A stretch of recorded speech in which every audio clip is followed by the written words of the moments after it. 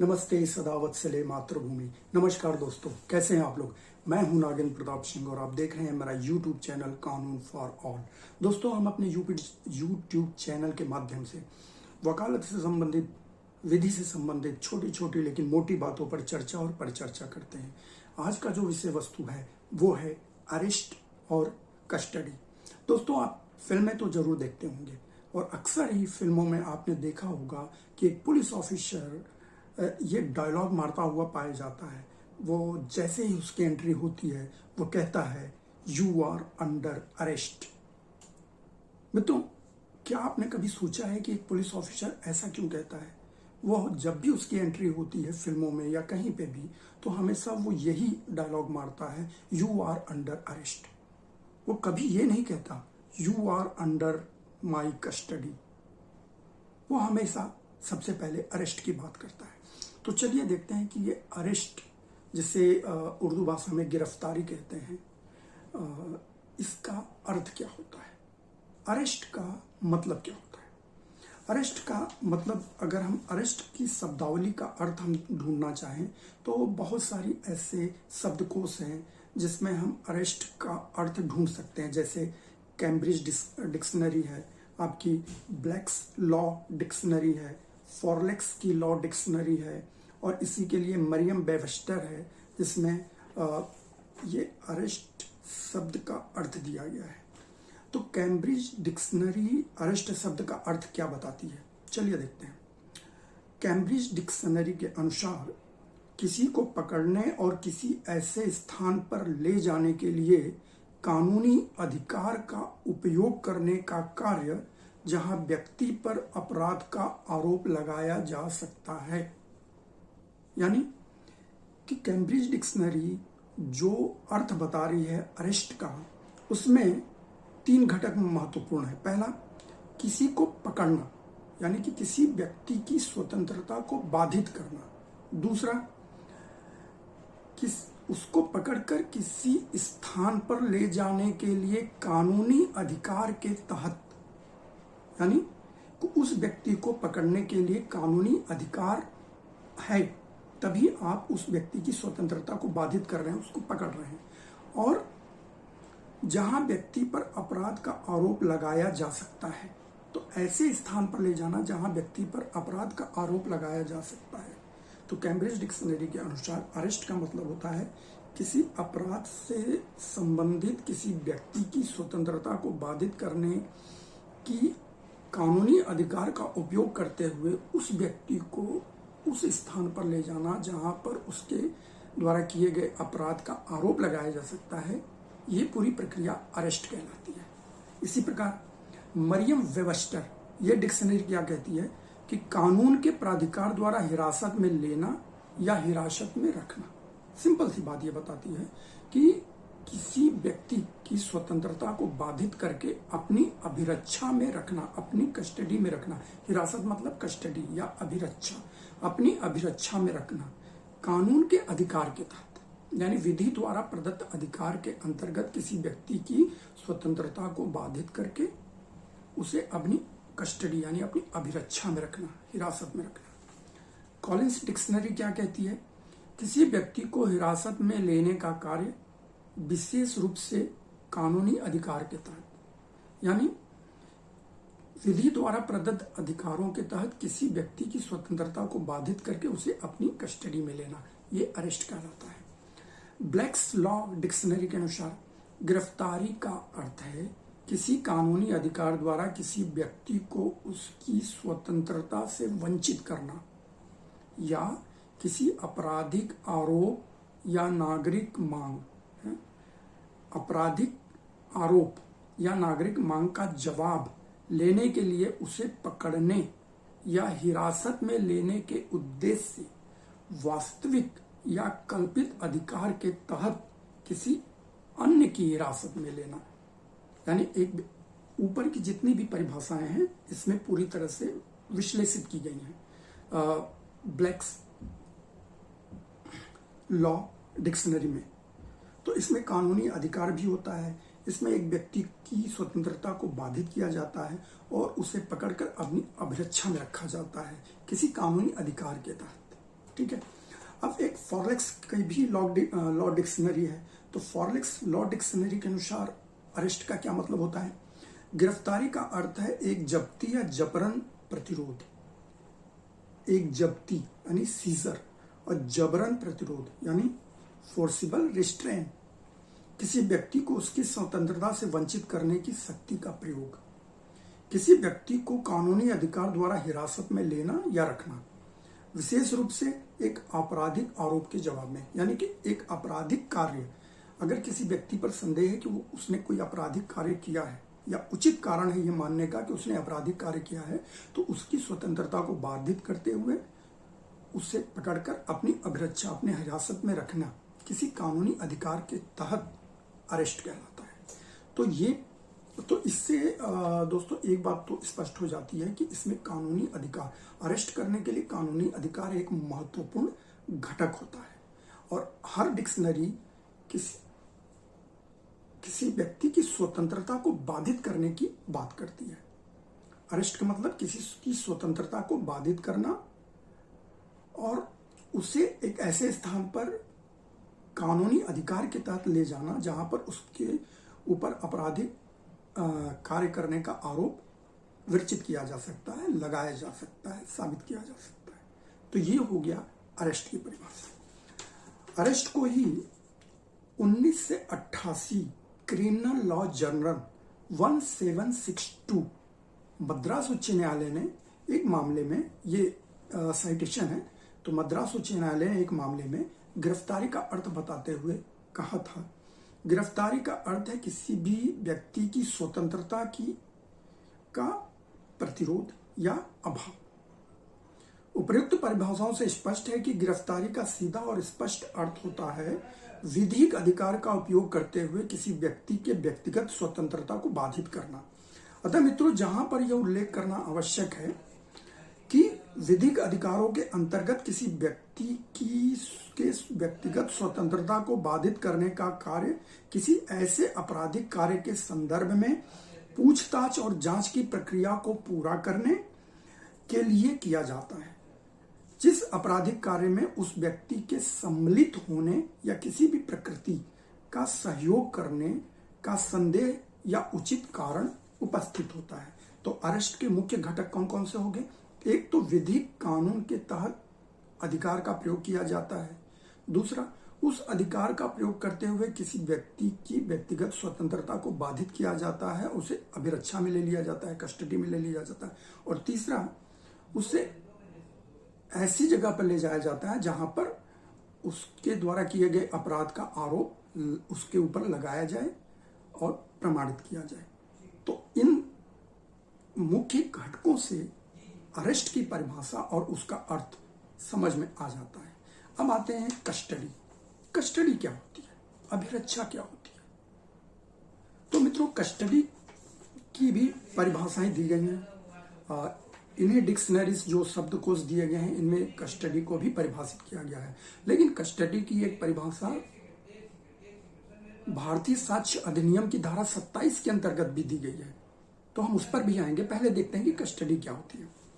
मित्रों, जब भी किसी व्यक्ति को गिरफ्तार किया जाता है तो गिरफ्तार होने के पश्चात वो व्यक्ति गिरफ्तार करने वाले व्यक्ति या पुलिस ऑफिसर की अभिरक्षा में है, ऐसा माना जाता है। कस्टडी की बात बार बार अरेस्ट की जो अर्थ थे, अरेस्ट का जो परिभाषाएं थी उसके अंतर्गत भी आ रही थी। तो जब भी किसी व्यक्ति को गिरफ्तार किया जाता है पुलिस अधिकारी के द्वारा कानूनी अधिकार का उपयोग करते हुए, तो उस व्यक्ति की व्यक्तिगत स्वतंत्रता को बाधित करके उसे अपनी अभिरक्षा में लिया जाता है। तो ये अभिरक्षा में लेना ही कस्टडी कहलाता है। ठीक है मित्रों, इसको आगे भी हम देखते हैं कि और किस प्रकार से समझा जा सकता है। फिर उस व्यक्ति को पुलिस अफसर द्वारा आपराधिक प्रक्रिया संहिता के सुसंगत धाराओं के अनुसार दंडाधिकारी के न्यायालय में प्रस्तुत कर पूछताछ की प्रक्रिया को पूरा करने के लिए उस व्यक्ति को कुछ दिनों के रिमांड पर देने की प्रार्थना की जाती है। निश्चित तौर पे अगर किसी व्यक्ति को के ऊपर संदेह है या ये संदेह करने का उचित कारण विद्यमान है कि इस व्यक्ति ने अमुक अपराध किया है, तो पुलिस ऑफिसर अपने कानूनी अधिकारों का उपयोग करते हुए उस व्यक्ति को गिरफ्तार करता है, यानी अरेस्ट करता है। अरेस्ट करके उसे अपनी अभिरक्षा में रखता है। तो आपराधिक प्रक्रिया संहिता की सुसंगत धारा के अंतर्गत वो 24 घंटे ही अपनी अभिरक्षा में रख सकता है। 24 घंटे के अंदर उसे माननीय न्यायालय में प्रस्तुत करना होता है, यानी कि जो मेट्रोपॉलिटन मजिस्ट्रेट है या judicial magistrate first class court है, उसमें उस व्यक्ति को, गिरफ्तार किए गए व्यक्ति को, अरेस्ट किए गए व्यक्ति को 24 गिरफ्तारी करने के समय से 24 घंटे के अंदर प्रोड्यूस करना रहता है। तो वहां पे वो प्रोड्यूस करते हैं और साथ ही में एक एप्लीकेशन मूव करते हैं न्यायालय पे कि इस व्यक्ति को पूछताछ की प्रक्रिया में और भी जानकारी प्राप्त करनी है, इसलिए इसे कुछ दिनों के लिए रिमांड पर हमें दिया जाए। तो यदि न्यायालय उनके रिमांड एप्लीकेशन को मंजूर कर लेती है और 2 दिनों के लिए, 3 दिनों के लिए या 4 दिनों के लिए, 1 हफ्ते के लिए अगर वो पुलिस रिमांड में दे दी जाती है, तो ये माना जाता है कि वो व्यक्ति पुलिस की कस्टडी में है, रिमांड पर पुलिस की कस्टडी में है। दूसरा ऑप्शन देखिए, यदि पुलिस के द्वारा प्रस्तुत किए गए रिमांड एप्लीकेशन को, अर्जी को आदरणीय न्यायालय रिजेक्ट कर देता है, डिसमिस कर देता है और गिरफ्तार किए गए व्यक्ति को जेल भेज देता है, तब ये माना जाता है कि ये व्यक्ति न्यायिक अभिरक्षा में रखा गया है या इस व्यक्ति को जुडिशियल कस्टडी दे दी गई है। अब ये मजिस्ट्रेट की कस्टडी में है, न्यायिक अभिरक्षा के अंतर्गत है। तो इस प्रकार हम देखते हैं कि कस्टडी अरेस्ट के बाद शुरू होती है। परंतु दोस्तों यहाँ पे एक बहुत महत्वपूर्ण बात है, ये है कि हर अरेस्ट में कस्टडी तो होती है, पर हर कस्टडी अरेस्ट के साथ शुरू नहीं होती। ये कैसे होता है आगे की परिचर्चा में हम देखेंगे।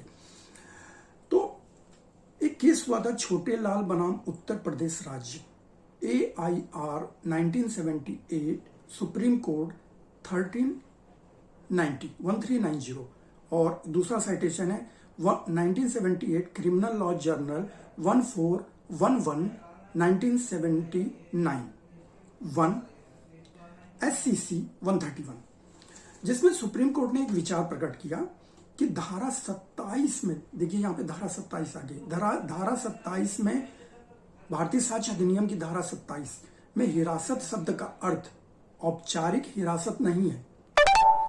एक आरोपी इस धारा के अर्थ में पुलिस हिरासत में होता है जब वह पुलिस की निगरानी में होता है और पुलिस अधिकारी की कंपनी से अलग नहीं हो सकता, वो उसकी अभिरक्षा से बाहर भाग नहीं सकता है। तो एविडेंस एक्ट का सेक्शन 27 यानी भारतीय साक्ष्य अधिनियम की धारा 27 क्या कहती है कि यदि कोई व्यक्ति पुलिस की कस्टडी में है और पुलिस उसका बयान दर्ज करती है, तो उसके द्वारा दिए गए बयान का सिर्फ वो भाग जिसके अंतर्गत किसी वस्तु की प्राप्ति होती है या किसी साक्ष्य की प्राप्ति होती है जिसका उपयोग उस व्यक्ति के विरुद्ध किया जा सकता है, केवल उतना ही भाग साक्ष्य के रूप में स्वीकार करने जाने योग्य होता है। उसके अलावा उसके बयान का कोई भी हिस्सा साक्ष्य के रूप में स्वीकार नहीं किया जा सकता, जो पुलिस की कस्टडी में पुलिस ऑफिसर के सामने वो अपना बयान देता है। तो यहाँ पे जो कस्टडी का अर्थ है वो फॉर्मल कस्टडी नहीं है, वो पुलिस की निगरानी में रखी गई अभिरक्षा है जिससे वो भाग नहीं सकता। ठीक है। इसी प्रकार उत्तर प्रदेश राज्य बनाम देवमन उपाध्याय, जी हाँ मित्रों, उत्तर प्रदेश राज्य बनाम Devman Upadhyay AIR 1960, supreme court 1125 या 1960 क्रिमिनल लॉ जर्नल 1504 या 1961 1 SCR 14। सर्वोच्च न्यायालय ने यह विचार प्रकट किया कि जब कोई व्यक्ति हिरासत में नहीं है, यदि कोई व्यक्ति हिरासत में नहीं है और किसी अपराध की जांच करने वाले पुलिस अधिकारी से संपर्क करता है और एक ऐसी जानकारी देता है, जानकारी देने की पेशकश करता है जिससे आरोप को प्रभावित करने वाले तथ्य की खोज की जा सकती है और इस जानकारी का उपयोग उस व्यक्ति के खिलाफ किया जा सकता है, तब ये माना जाएगा कि उसने उचित रूप से पुलिस के सामने आत्मसमर्पण कर दिया है, उसे आत्मसमर्पण करने वाला माना जा सकता है। यदि किसी अपराध के संदर्भ में खोजबीन चालू है और उस अपराध के संदर्भ में कोई व्यक्ति किसी पुलिस अधिकारी से संपर्क करता है और उसे कोई नया तथ्य बताने की पेशकश करता है, ये जानते हुए कि उस तथ्य का उपयोग उसी व्यक्ति के विरुद्ध किया जा सकता है, तो ये माना जाता है कि उस व्यक्ति ने उचित रूप से पुलिस अधिकारी के सामने अपना आत्मसमर्पण कर दिया और वो पुलिस की अभिरक्षा में है।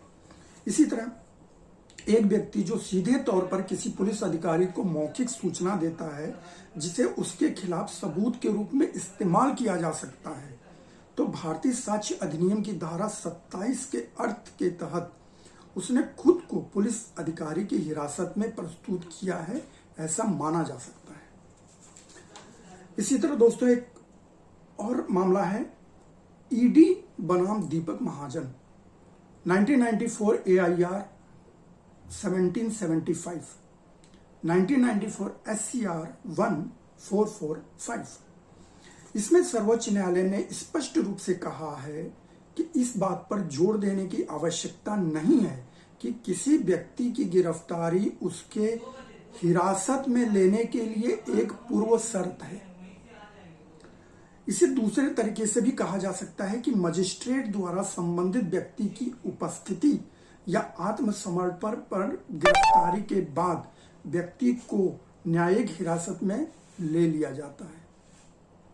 तो मजिस्ट्रेट के सामने जब व्यक्ति आत्मसमर्पण करता है तब उसकी मजिस्ट्रेट के आदेश के आधार पर उसकी गिरफ्तारी की जाती है और फिर उसको जुडिशियल कस्टडी में भेज दिया जाता है।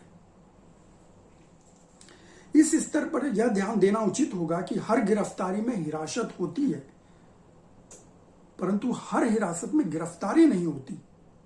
ऐसा इसलिए कहा गया है कि जब भी आपने देखा होगा कि फैमिली कोर्ट्स में भी बच्चों की कस्टडी के लिए उनके माँ बाप में अक्सर लड़ाई होती रहती है। अगर डाइवोर्स का केस फाइल किया गया हो तो वहां पे बच्चे किसकी कस्टडी में रहेंगे इसकी भी बात होती है। तो वहां पे जो कस्टडी की बात होती है वहां पे किसी भी प्रकार के गिरफ्तारी की बात नहीं रहती, अरेस्ट की बात नहीं रहती। वो एक नॉर्मल प्रोसीजर होता है बच्चों को माँ या बाप की कस्टडी में देना जबकि उनका तलाक हो रहा है। तो इसीलिए यहाँ पे सुप्रीम कोर्ट ने कहा है कि हर गिरफ्तारी के बाद हर अरेस्ट के में कस्टडी तो होती है, क्योंकि गिरफ्तारी करने के बाद या तो पुलिस कस्टडी में व्यक्ति होगा या फिर जुडिशियल कस्टडी में, परंतु हर कस्टडी में अरेस्ट नहीं होता। और अरेस्ट क्यों नहीं होता इसका उदाहरण मैंने दिया। फैमिली कोर्ट में जो डाइवोर्स के मैटर फाइल किए जाते हैं या गार्जियनशिप पिटीशन वगैरह फाइल किए जाते हैं तो उसमें भी कस्टडी की डिमांड की जाती है, तो उसमें किसी प्रकार के अरेस्ट की आवश्यकता नहीं रहती। और इसीलिए सुप्रीम कोर्ट ने यह कहा है कि कस्टडी और अरेस्ट एक दूसरे के पर्यायवाची शब्द नहीं है। यदि इनको पर्यायवाची शब्द मान लिया जाएगा तो अनेक प्रकार की विसंगतियां उत्पन्न हो जाएंगी, अनेक प्रकार के कंफ्यूजन क्रिएट हो जाएंगे, जो कि न्यायिक प्रक्रिया के लिए सही नहीं रहेगा। तो इसी प्रकार मित्रों एक और केस है Joginder Kumar versus state of UP, 1994 AIR 1349 या 1994 SCC 4/260। इसमें सुप्रीम सर्वोच्च न्यायालय ने अपना विचार व्यक्त करते हुए बताया कि किसी व्यक्ति की गिरफ्तारी और पुलिस हिरासत में रखने से उसकी प्रतिष्ठा और आत्मसम्मान को अपूरणीय क्षति होती है। इसलिए किसी व्यक्ति के खिलाफ किए गए अपराध के आरोप मात्र पर नियमित तरीके से कोई गिरफ्तारी नहीं की जा सकती। और ये सच भी है कि यदि किसी व्यक्ति को किसी आरोप के आधार मात्र पर गिरफ्तार कर लिया जाए और उसे पुलिस कस्टडी में रख दिया जाए तो उससे उसको सामाजिक परिवेश में बहुत ही हानि होती है, उसके सम्मान को हानि होती है, उसकी प्रतिष्ठा को हानि होती है। इसीलिए यहाँ पे सर्वोच्च न्यायालय ने सचेत किया है कि किसी भी व्यक्ति के खिलाफ किए गए अपराध के आरोप मात्र पर नियमित तरीके से कोई गिरफ्तारी नहीं की जा सकती है। सत्येंद्र कुमार अंटिल बनाम सीबीआई। इस केस में दोस्तों इसका जो साइटेशन है वो मैंने स्क्रीन पर रखा हुआ है, वो आप देख लीजिए। इसमें सर्वोच्च न्यायालय ने विचार प्रकट किया कि अपना विचार प्रकट करते हुए बताया कि इस न्यायालय ने देखा है यह निश्चित रूप से जांच एजेंसी की ओर से उस मानसिकता को प्रदर्शित करता है जो औपनिवेशिक भारत का एक अवशेष था। मतलब क्या हुआ कि जो आरोप लगते ही अरेस्ट कर लेना, कानूनी अधिकार का उपयोग करते हुए अरेस्ट कर लेना, उसको पुलिस कस्टडी में रखना, जबकि आरोप का अभी पूरी तरह से जांच नहीं हो पाया, वो आरोप सही है, उसकी लीगलिटी, वैलिडिटी और ऑथेंटिसिटी की को जांचे बिना किसी व्यक्ति को सिर्फ आरोप के आधार पर गिरफ्तार कर लेना, ये कब किया जाता था? जब हमारा देश गुलाम था, अंग्रेजों का राज था, कॉलोनियल स्टेट बना था। तो उस औपनिवेशिक मानसिकता जो अंग्रेजों की थी कि किसी व्यक्ति पर कोई भी आरोप लगाकर उनको अरेस्ट कर लो, गिरफ्तार कर लो, उनकी प्रतिष्ठा को धूल में मिला दो। आज जो परिस्थितियां होती हैं, किसी व्यक्ति को आरोप पे ही गिरफ्तार कर लिया जाता है, ये उसी मानसिकता को दर्शाता है। इस तथ्य के बावजूद कि गिरफ्तारी एक कठोर उपाय है जिसके परिणाम स्वरूप व्यक्तिगत स्वतंत्रता का हनन होता है, जो अनुच्छेद 21 का भी उल्लंघन होता है। अनुच्छेद संविधान के अनुच्छेद 21 के अंतर्गत हमको व्यक्तिगत स्वतंत्रता का अधिकार प्राप्त है। इसीलिए सुप्रीम कोर्ट ने यह कहा कि जो यह अरेस्ट का प्रोसीजर है, इसे बड़े ही संयम के साथ करना चाहिए। उचित निष्कर्ष पर पहुंचने के पश्चात ही किसी व्यक्ति को अरेस्ट करना चाहिए।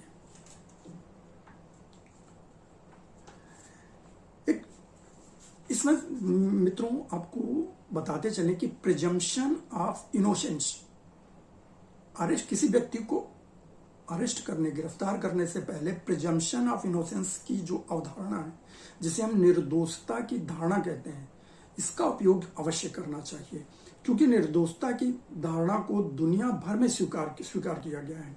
नागरिक और राजनीतिक अधिकारों पर अंतर्राष्ट्रीय करार जो 1966 में हुआ था, उसके अनुच्छेद 14(2) और मानवाधिकारों की सार्वभौमिक घोषणा यूनिवर्सल डिक्लेरेशन के अनुच्छेद 11 के कानून के एक प्रमुख सिद्धांत के रूप में निर्दोषता की धारणा यानी प्रिजम्पशन ऑफ इनोसेंस को स्वीकार किया गया है। तो इसे आईपीसी, सीआरपीसी, एविडेंस एक्ट और सीपीसी के अंतर्गत किसी व्यक्ति को, इसके सुसंगत प्रावधानों के अंतर्गत किसी व्यक्ति को गिरफ्तार करने से पूर्व ये जो प्रिजम्पशन ऑफ इनोसेंस है, इसके सिद्धांत को अवश्य ध्यान में रखना चाहिए। एक लास्ट चीज है कि V S Krishnan and another versus state of UP, criminal law journal 4498 year 2000, जो स्क्रीन पे दिया जा रहा है उसे देखने आप। इसमें इलाहाबाद उच्च न्यायालय ने कहा है कि यह सच है कि गिरफ्तारी जांच को आगे बढ़ाने का एक कदम होता है, लेकिन इसका मतलब ये नहीं कि हर मामले में आरोपी को गिरफ्तार करना पुलिस के लिए आवश्यक है।